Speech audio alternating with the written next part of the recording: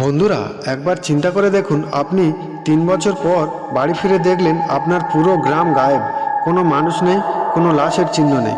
তখন আপনার অনুভূতি কেমন হবে? হ্যাঁ, ঠিক একই ঘটনা ঘটেছিল আমেরিকার রোয়ানক কলোনিতে। 1587 সালে 115 জন মানুষ নিয়ে এই বসতি গড়ে উঠেছিল। তাদের নেতা জন হোয়াইট রসদ আনতে ইংল্যান্ডে যান। 3 বছর পর ফিরে এসে তিনি দেখেন পুরো এলাকা জনমানবিহীন। বাড়িঘরগুলো ঠিকই আছে, কিন্তু মানুষ নেই। শুধু একটি গাছের ওপর খোদাই করা ছিল একটি রহস্যময় শব্দ, ক্রোয়াসেন্ট। কোনো যুদ্ধের চিহ্ন ছিল না, কোনো রোগবালাইয়ের প্রমাণ ছিল না।